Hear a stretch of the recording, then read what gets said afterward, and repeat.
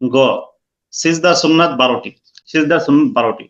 এক, তাকবীর বলা অবস্থায় সিজদায় যাওয়া, না আল্লাহু আকবার আল্লাহু আকবার বলতে বলতে যাওয়া। বিশেষ দ্রষ্টব্য, সিজদায় যাওয়া ও সিজদা হতে দাঁড়ানোর সময় তাকবীর এক আলিফ থেকে অধিক টানা উচিত নয়। অবশ্য হদর ও তারতিলের পার্থক্য থাকবে। মানে আল্লাহু আকবার আল্লাহু আকবার, এই যে এত লম্বা টান দেওয়া যাবে না, এক আলিফ।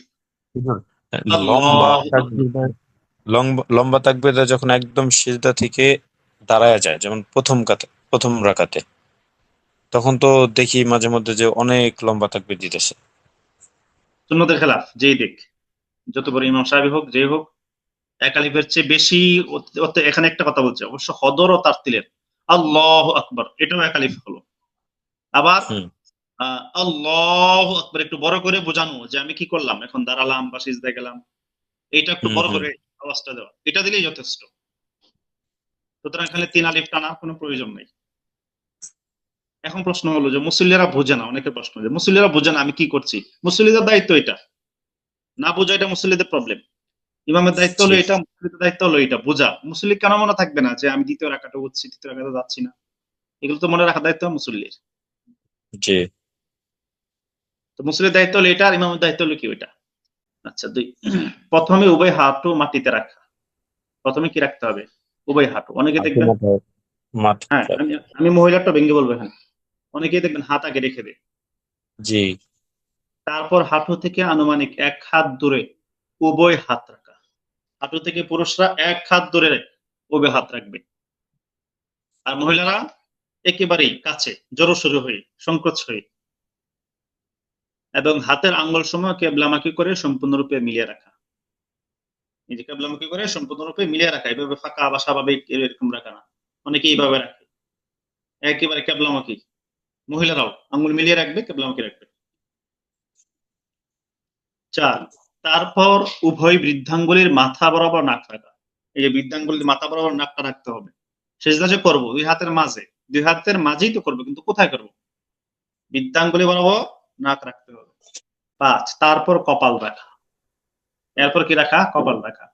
6, অতঃপর দুই হাতের মাঝে সিজদা করা এবং দৃষ্টি নাকের অগ্রভাগের দিকে রাখা। সিজদা অবস্থায় দৃষ্টি কোথায় থাকবে? নাকের অগ্রভাগে। এখানে একটা মূলনীতি বলি, সেটা হলো সেজদায় যাওয়ার সময়, ল্যান্ড করার সময় জমিনের কাছাকাছি যে অঙ্গগুলো আছে, মাটির কাছাকাছি, এগুলো আগে মাটিতে রাখা। সর্বপ্রথম কি? হাঁটু মাটির কাছে আছে, হাঁটু আগে রাখবে। তার চেয়ে আরেকটু দূরে হলো হাত, এই জন্য হাত তারপরে রাখবে। এর চেয়েও আরো দূরে হলো নাক, তারপরে নাক রাখবে। তার চেয়েও আরো বেশি দূরে হলো কপাল, লাস্টে রাখবে মাটিতে কপাল। আর সিজদা থেকে ওঠার সময় সম্পূর্ণ তার বিপরীত হবে। জমি থেকে যেগুলো যত বেশি দূরত্ব, সেগুলো আগে উঠে যাবে। মাথা সবার আগে উঠবে, জমিন থেকে বেশি দূরে, মাটি থেকে। কপাল তারপরে উঠবে, কারণ এটা আর একটু কম দূরে। এরপরে হাত উঠবে, কারণ এটা আর একটু কম দূরে। তারপরে হাঁটু উঠবে, কারণ এটা একেবারে জমিনের কাছে। আমরা এই মূলনীতিটা বুঝতে পেরেছেন সবাই? জি হুজুর, জি বুঝতে পারছি, হুজুর। একদম সহজ।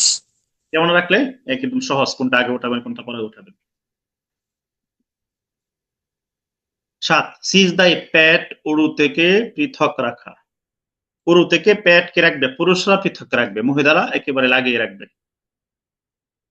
হুজুর, একটা প্রশ্ন ছিল, হাতটা যে সিজদাতে রাখবো, যখন হাতটা কি ওই দুই হাত রাখার পর ওটা কি একটু খাড়া থাকবে না মাটিতে শোয়া থাকবে? এই যে আসতেছে। 8, পাঁজরদ্বয় থেকে উভয় বাহু পৃথক রাখা। এই যে পাঁজর আছে, পাঁজর থেকে বাহু দুইটা পৃথক রাখতে হবে। মহিলারা লাগিয়ে রাখবে, কিন্তু পুরুষরা পৃথক রাখবে।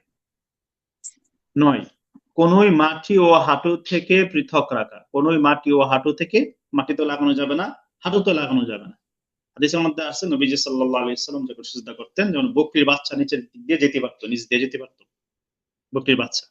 তার মানে মাটিতে, হাঁটুতে, মাটিতে হাত হাত কখনোই কি থাকতো না, লাগানো থাকতো না।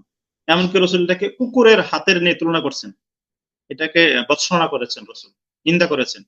তোমাদের কেউ কি কুকুরের নিয়ে হাত বিছিয়ে দেয়? কুকুর কি করে? যখন সে শুয়ে থাকে তখন দেখবেন সামনে দুটো হাত মাটিতে একেবারে বিছিয়ে দিয়ে শুয়ে থাকে, এভাবে শুয়ে থাকে না যখন সে বসে বা শুয়ে থাকে।